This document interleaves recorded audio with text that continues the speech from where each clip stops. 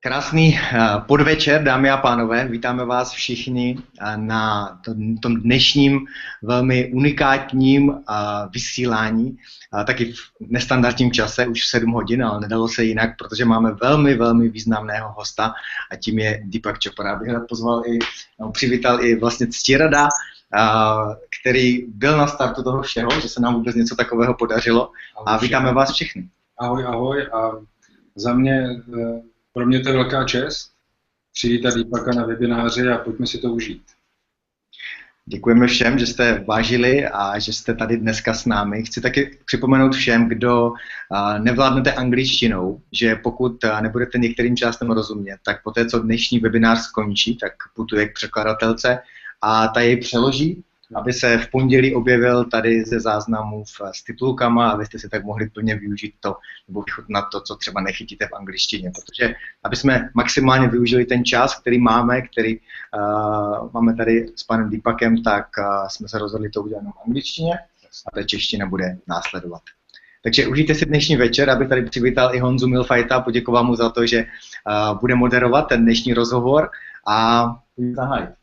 No, já bych ještě dodal, že pro mě je Honza člověk, který vlastně v češtině a pro české diváky dělá hodně velkou práci, která přímo navazuje na Deepaka. A pro mě je velká čest, že Honza přijal pozvání na to, aby ten webinář provázel, protože, jak už David říkal, bude v angličtině a pro všechny ty, kteří anglicky ovládají, tak si to můžou užít ve velmi dobrém anglickém setupu a výkonu. A pro všechny ostatní, mezi něž se počítám, se hodně těším na překlad na titulky. A je možná dobré říct, že Honzo bude vlastně i průvodcem toho dne, 19.5., kdy vlastně budeme mít tu čest v Praze znova pana Deepaka Chopru přivítat a absolvovat s ním jeden celý tréninkový den.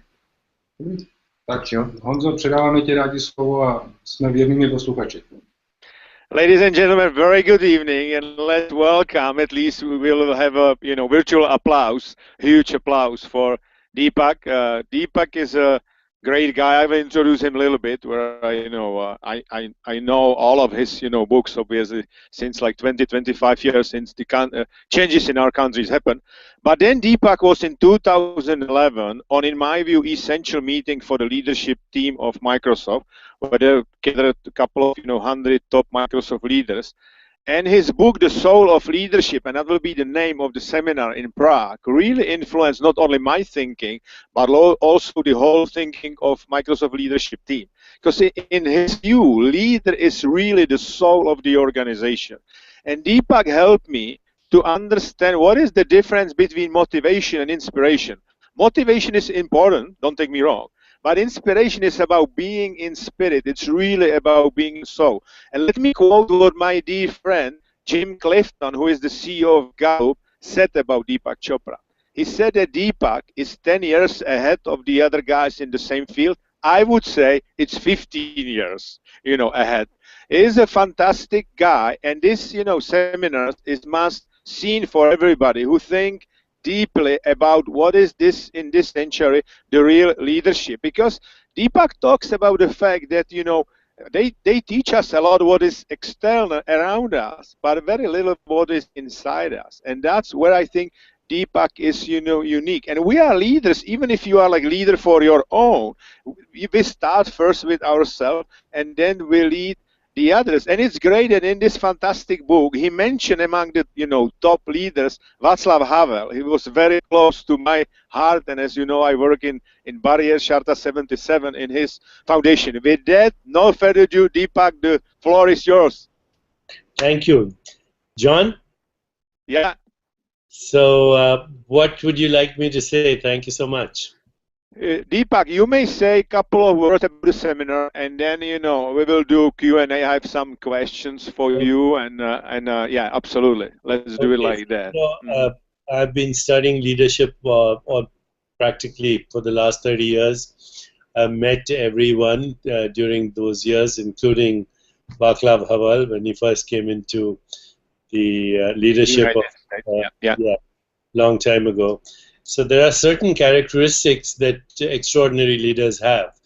Number one, they are good storytellers. They know how to tell a good story, but they're also living their story. Number two, there's these days a lot of questioning whether leadership is innate or acquired, or is charisma required. And I have looked at this phenomenon and looked at people who have extraordinary charisma, whether it's Nelson Mandela or people like Bill Clinton. And I think anybody can learn to be charismatic if they have presence, if they have present moment awareness, if they're not distracted, if they're warm and friendly, and if they have true self-esteem. The elements of a good story, of course, are there's always a story that there's a backstory. Where did we come from? Where are we now? There's the future. Where are we going? What happens when we get there? So leaders have charisma, they have presence, they're storytellers, they live their stories. And many leaders will say to you, when asked in hindsight, what made you so successful, they'll say, I was lucky, or I happened to be in the right place at the right time, or there was synchronicity. If they're religious, they might say, it was like I was looked after by the divine. If they're not religious, they'll say, I was in a state of grace. But I think what we're talking about is they know how to take advantage of opportunities and meaningful coincidences. So I say good luck is nothing but opportunity meeting preparedness. So these are some of the characteristics of great leaders, but and extraordinary leaders. But I think true leaders also, as you mentioned earlier, they represent the soul or the aspirations or the longings or the ambition or the desire of a group consciousness. And that group consciousness could be their family, that could be their business, it could be the industry they work for, it could be their community, it could be their country, it could be the whole world, depending on how big that group consciousness is. So they are listening to the zeitgeist, they know what is and what could be, and they come from a place of deep listening from not only being good observers, but good analysts. They listen with the mind, they listen with the body, they listen with the heart, and ultimately they listen with the soul, that place which is your core consciousness, which is beyond your mind. You know, it's the place of creativity and insight and intuition and imagination and higher vision. So this will be an all-day seminar. I hope that we will take people through exercises, not just a didactic lecture, interactive exercises. Will slowly unearth their own leadership skills, and then, you know, through the interactive day, we will potentially unveil the leader that exists in all of us. You know, greatness is there in everyone. It's just a matter of unfolding that potential that exists in everyone. Absolutely. Deepak, you mentioned meaning. Right? It's what Viktor Frankl is talking about, the meaning in your life. If you have a meaning, you survive everything. So how do you think people can find the meaning of their life? Well, one way to find out meaning and purpose, which are both connected, is to see if your job, which is what you do every day, if your career, which is, you know, your long-term work in your life, and your higher calling, if they all match, then you have found meaning and deep purpose. And so you have to ask yourself, if I had all the money in the world, I had all the time in the world, how would I best use my strengths? We mentioned the Gallup Strength Finder. Absolutely. You know, so how would I use them, and how would that make a difference to the world? Then you have found meaning. Right. You mentioned you very much promote like be in the present moment. It seems to me that, you know, today concentrate only 12 minutes in a row. We are distracted by all Google, Microsoft. I spent 22 years, you know, all technology. Is there any, you know, hint how to still live with the technology and be in the present moment? Yes, technology is unstoppable, so we cannot stop technology. It's part of the evolution of the human species. How we use technology is up to us. Do we want technology to be our master, or do we want technology to be our slave? So when I use technology, that's all we do. Right now we're using technology, that's all we do. It's the quality of this moment. But if you're multitasking, if you're using technology and you're driving a car, or you're listening to someone, or you're engaged in a conversation, then that is going to ruin your neural networks. Multitasking is the one thing that gets worse with practice. It also causes the same effects that cocaine causes in the brain. So it destroys your neural networks. I would say use technology selectively. And when you're using technology, be totally focused on it. Don't be doing anything else. I have yet to see a charismatic leader having a conversation and checking their email at the same time. If they do, they're not a leader. It's the quality of presence. The most important people in your life are the ones that are in front of you right now. The most important task at hand is what you're doing right now. And the most important way to create a future is to be totally present. So set aside time for technology. And when you set aside time for technology, that's all you do. Okay, all right. So you cover technology and the present moment. Now, talking about the inspiration, which when so I know that Wendell was a very good friend of yours. How to inspire people in the large organizations? Inspiration is effecting change through joy, not through fear. Right. So if somebody is motivated by fear, they might be effective in the short run, but they'll soon burn out. So you have to create an environment where people can use their strengths, where they can complement their strengths, when they have a shared vision, and where they're emotionally connected to each other. So this is like creating a good sports team. The sports teams that win are not necessarily better or more skilled. They're better as teams because they complement what they're good at, they complement each other's weaknesses, they have a shared vision, and they know how to bond emotionally. So they're emotionally free, they have the skills of empathy, and they're in touch with their own emotions. I will be actually talking at length about how to create that, not only for yourself, but for your team as well, through a phenomenon that is known as limbic resonance. What is the neuroscience of inspiration? Deepak, talking about the young generation, I worked in my previous job as a president of Microsoft Europe a lot with the young generation. Do you think that the young generation is like more open to the ideas of the soul of leadership and inspiration than the baby boomers like my generation? I think so. I think the young generation also understands what it means to have a peak experience, what it is to come from a place of joy, what it means to be in the state of flow. They have a deeper longing for that, a deeper understanding, and in fact they're also very technologically savvy. So it's a great combination that they want to be effective, they want to experience flow and joy, but they also want to make the best and most selective use of technology. Yeah, you mentioned that the leader should be good storyteller. I even think that we will live in the story society, not in the digital society, because now it's all like fight for the awareness or for the attention of the people, right? But how to be, if you are the leader, how to be the good storyteller, how to tell the good story, which is like inspiring story. Yes, so the elements of a good story are always what I mentioned in the beginning.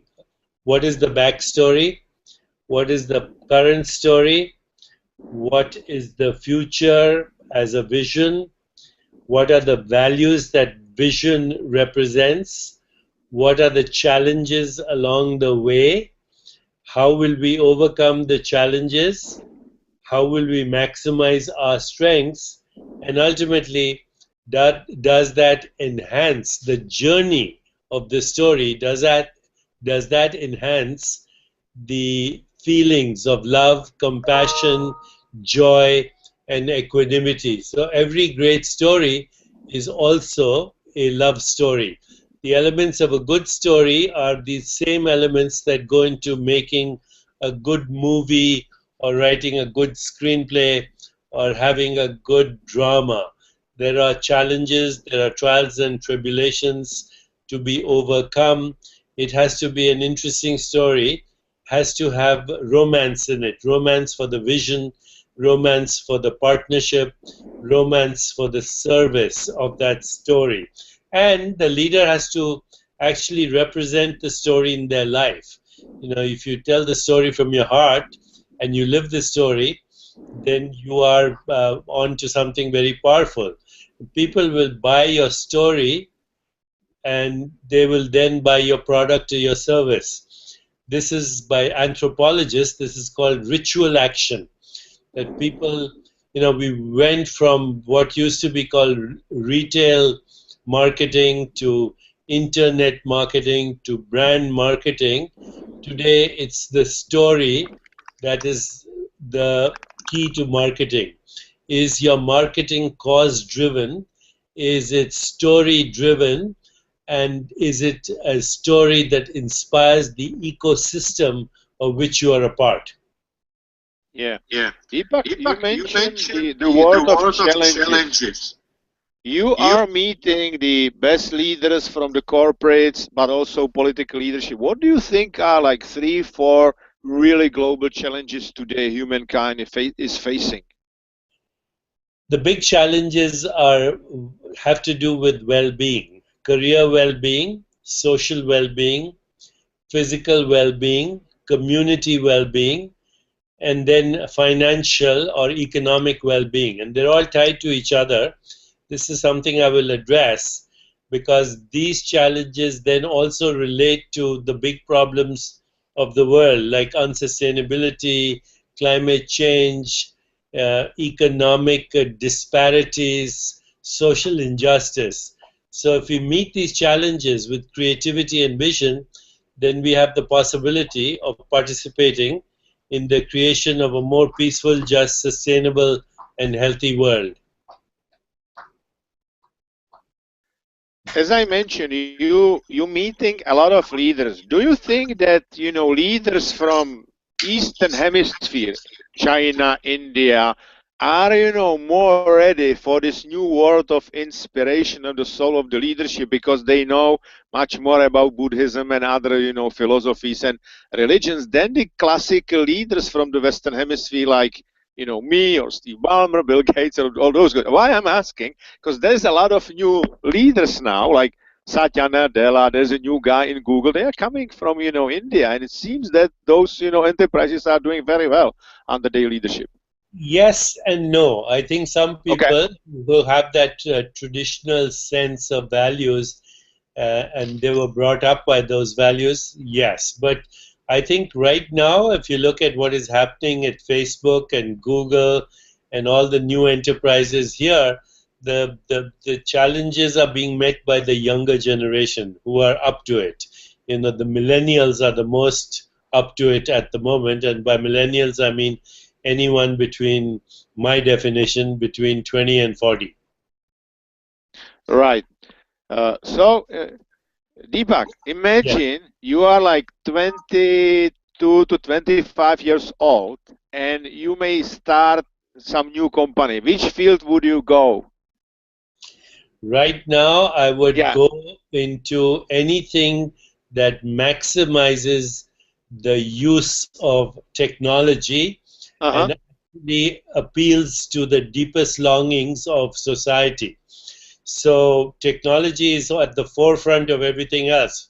For just about everything that you have right now, there's an app. There's a sleep app, there's a shopping app, there's a restaurant app, there's an app for dating, I think what you have to do is listen to the zeitgeist. What do people really want?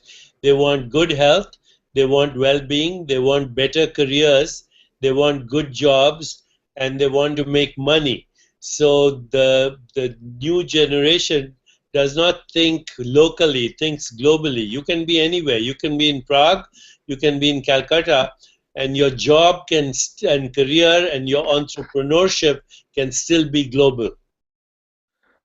What the leaders today can learn from Buddha, and I think there's a lot of those things, you know, we can learn from Buddha.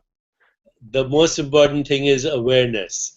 If you have awareness and you expand your awareness, then you can harness intuition, creativity, vision, and you can go to the deepest source of your own existence, your own being, which ultimately is the source of all being. So through that, you can harness the power of love, compassion, joy, equanimity, but most importantly also discover that there's a creative solution to every problem and that there is opportunity in every situation. Yeah, what is the next big thing for you, Deepak? You know, is there any new book or new philosophy or whatever? Well, I have actually a new app which you should check out. It's called Jiyo.com, and we are creating the largest ecosystem to reach 1 billion people for health, well-being, success in all those areas. Success in your career, success in your finances, success in your health, success in your community, and success in your leadership. And if you can download that, Jiyo.com, spread the word in Czechoslovakia, we can see if we can harness the power and leadership of Czechoslovakia and, of course, the Czech Republic and Prague and all the people that we meet in Europe to participate in what I can only call a global renaissance. A global renaissance, perfect. You mentioned Prague, you mentioned Czech Republic, and you were here already, you know, visiting and speaking here. What are like 2-3 things you still remember from Prague? I remember the trams, the theater, the food, the restaurant, and the warmth and smiles of everyone I met. So, Deepak, with that, I know you are in the hurry. I would like to thank you very much. We are all looking forward to see you in Prague, May 18th and 19th, and I can't, you know, wait to learn, you know, new ideas from you, because you are so great inspiration not only for corporates and a lot of people, but I think for whole planet. So thanks very much, and thanks for what you are doing. There, and 2 days of lots of learning, education, but also a lot of fun. Thank you so much. Okay. Thank you. Bye-bye. Bye-bye. Thank you for joining us. Bye. Thank you. Thank you. Já jsem to bohužel měl, i když jsem vypnul kameru, přerušovaný pořád, takže jsem dělal, co jsem mohl, ale prostě nějak jak... Nedalo se nic dělat. My jsme Deepaka slyšeli skvěle, měl úplně Tak to je dobře, to je to hlavní. Takže děkujeme, Jane, i tobě, že jsi položil otázky, a pokud jste chytli, že tedy Deepak se objeví vlastně za měsíc tady v Praze a část toho, co i dneska tady říkal, se vás nějak dotkla, máte chuť přijít do Břevnovského kláštera a pobít s náma na to téma. Ale taky den předtím v Luxerně, ano, na Šťastné Česko.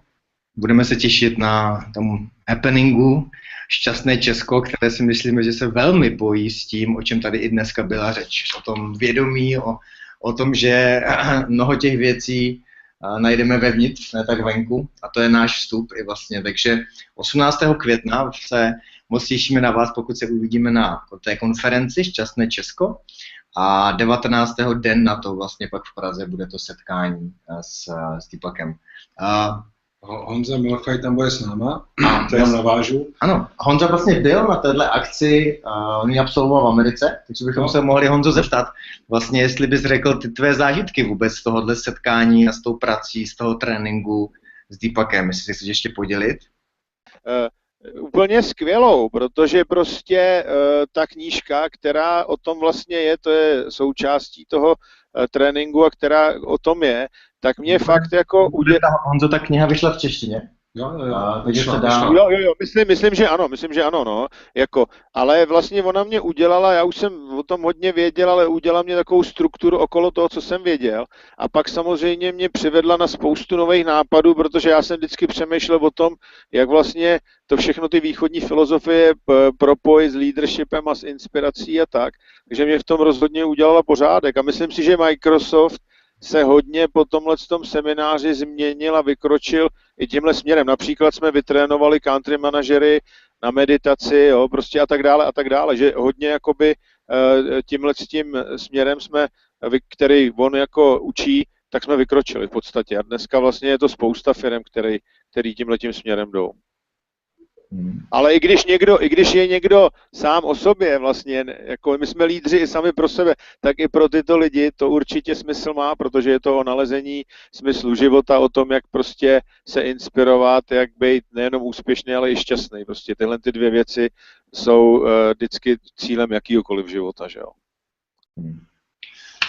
Mě tady při té příležitosti ještě napadá, my tady jsme pozvali Deepaka Chopru a myslím, že je dobré jako nezapomínat, že tady tyhle lídři celosvětového charakteru by měli, nebo to je asi aspoň naše přání, vlastně inspirovat taky nás tady, v té naší české kotlině a slovenské kotlině. A to, že zveme Deepaka do Prahy, není jen o tom, že chceme další slavnou osobnost v Praze, ale myslím si, že ta naše diskuze a je to setkání nakonec i kolem toho tématu spirituální leadership, tak je důležité, abychom vedli i my tady, jako v Čechách, vlastně s českými lídry, s českými prostě lidmi, když jsou to lídři komunit, měst, možná na úrovni vlády a těchto věcí.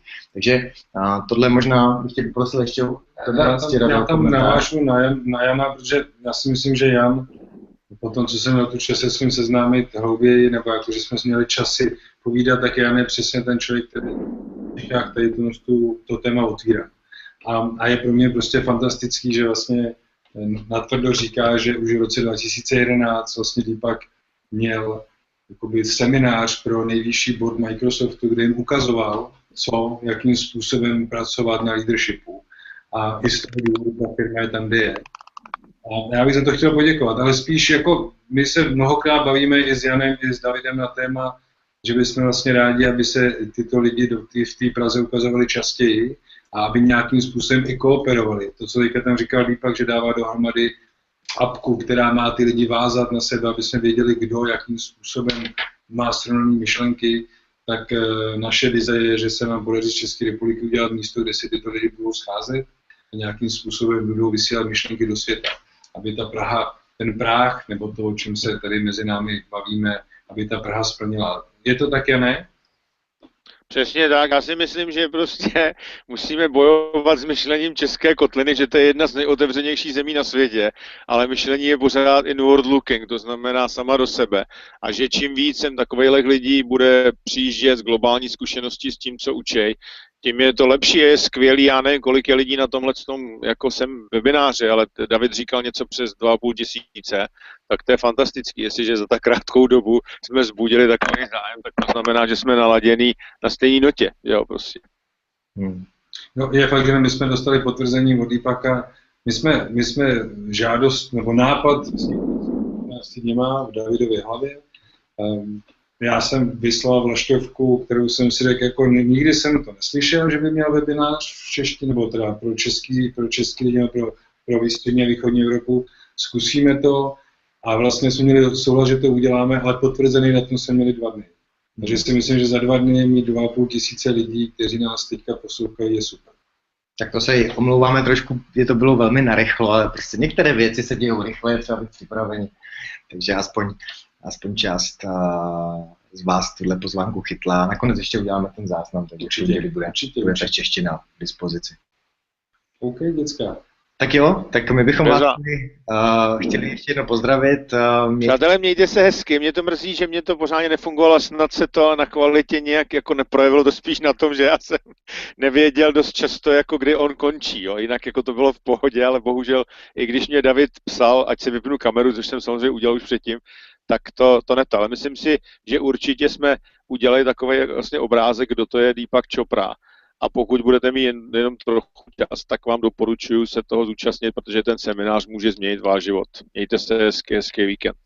Děkujeme Honzo tobě moc. Děkujeme všem, věci jsou jak jsou, prostě někdy i technické věci do toho nepatří. Nakonec díky za to, že jsme vůbec mohli tohle sdílet díky těmhle technologiím, i když hodně někdy dokonale nejsou. Mějte se krásně. Děkujeme. Naschle. Shledanou.